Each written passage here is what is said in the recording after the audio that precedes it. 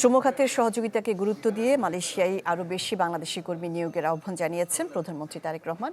মালয়েশিয়ার সফর নিয়ে এ বিষয়ে আরও জানাতে মালয়েশিয়া থেকে যুক্ত হচ্ছেন শাহনেওয়াজ বাবলু।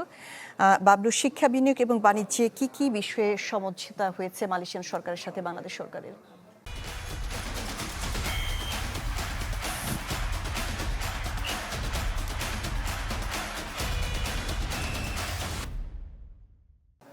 শাহনাজ, প্রধানমন্ত্রী তারেক রহমান আজকে বেশ কয়েকটি বৈঠক করেছেন। সকালে মালয়েশিয়ার প্রধানমন্ত্রী আনোয়ার ইব্রাহিম এবং ইব্রাহিমের সঙ্গে বৈঠকের পর একটি উচ্চ পর্যায়ের বৈঠকের নেতৃত্ব দিয়েছেন। দুই দেশের রাষ্ট্রপ্রধান এরপর ব্রিফ করেছেন। আপনি জানেন, আমরা প্রতি ঘন্টায় বুলেটিন আমরা জানিয়েছি যেমনটা যে আজকের এই বেশ কয়েকটি চুক্তি হয়েছে, কিন্তু এর মধ্যে উল্লেখযোগ্য বিষয় হচ্ছে দীর্ঘদিন ধরে বা মালয়েশিয়ার শ্রমবাজার যেটি বন্ধ রয়েছে, এই বন্ধ শ্রমবাজার খুলে দেওয়ার বিষয়ে আলোচনা হয়েছে এবং খুলে দেওয়ার জন্য মালয়েশিয়া সরকারকে আহ্বান জানিয়েছেন তারেক রহমান। এবং তিনি বলেছেন আসলে স্বচ্ছভাবে যাতে বাংলাদেশের শ্রমিকরা এখানে আসতে পারে, সেটা দক্ষ হয়ে যাতে এখান থেকে দক্ষভাবে হয়ে যাতে কাজ করতে পারে, সেই ব্যবস্থা করার জন্য মালয়েশিয়ার সরকারের কাছে আহ্বান জানিয়েছেন। তিনি মালয়েশিয়ার প্রধানমন্ত্রীর কাছে আহ্বান জানিয়েছেন যে বাংলাদেশের শিক্ষার্থী যেহেতু এখানে প্রায় 11,000-এর বেশি শিক্ষার্থী এখানে পড়াশোনা করছে, তারা যাতে তারা যে সব ধরনের সুযোগ সুবিধা পায়, অন্যান্য বিশ্বের শিক্ষার্থী এখানে পড়াশোনার ফলে যে সকল সুযোগ সুবিধা পায় তারাও যাতে সেই সুযোগ সুবিধা পায়, সেই বিষয়ে তিনি আহ্বান জানিয়েছেন। বিশেষ করে তিনি বলেছেন যে তার বক্তব্যে তিনি বারবার আহ্বান বলেছেন যে মালয়েশিয়ায় প্রথম সফর হিসেবে প্রধানমন্ত্রী হওয়ার পর তার প্রথম সফর তিনি বেছে নিয়েছেন, কারণ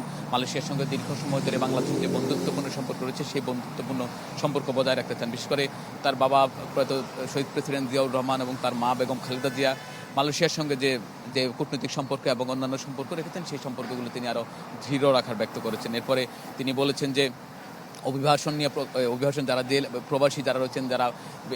প্রবাসী যারা জেলে রয়েছেন, জেল থেকে তাদেরকে কীভাবে মুক্তি দেওয়া যায় সেই বিষয়ে তিনি আলোচনা করেছেন। বলেছেন আসিয়ানের সদস্যপদ নিয়ে আলোচনা করেছেন।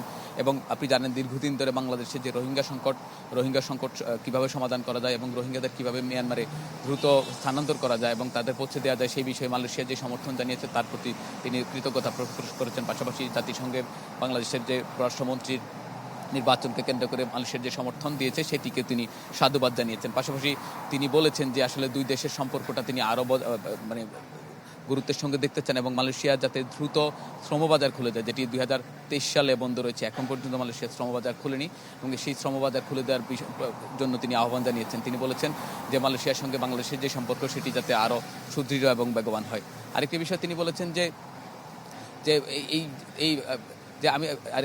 একটা বিষয় তিনি স্পষ্ট করেছেন যে মালয়েশিয়ার সঙ্গে দীর্ঘদিনের যে তাদের বাণিজ্য সম্পর্কটা, সেটি বিনিয়োগের বিষয়টি, যেহেতু মালয়েশিয়া অনেকটা উন্নয়নশীল দেশ, উন্নত দেশ এবং বাংলাদেশ যেহেতু উন্নয়নশীল দেশে পরিণত হচ্ছে এবং মালয়েশিয়ার বিনিয়োগকারী যারা রয়েছেন তারা যাতে এখানে বাংলাদেশে বিনিয়োগ করে এবং বাংলাদেশের অর্থনীতিকে আরও জোরদার করে। আপনি জানেন তার আজকের সারাদিনের যে সফরসূচি ছিল সেটি বলা যায় কিছুক্ষণ আগেই শেষ হয়েছে। তিনি সবশেষ যে মালয়েশিয়ার যে রাজা তার সঙ্গে বৈঠক করেছেন এবং প্রতিষ্ঠান রয়েছে তার সঙ্গে বৈঠক করেছেন। এবং আমি যদি একটি বিষয় আমি যদি একটু দেখাই, এখানের যেই হোটেল রয়েছে, হোটেল থেকে কিছুক্ষণ আগে বেরিয়েছেন এবং এই হোটেল সিংরা হোটেল আমি দেখতে পাচ্ছেন বাংলাদেশের পতাকা, মালয়েশিয়ার পতাকাও রয়েছে এখানে।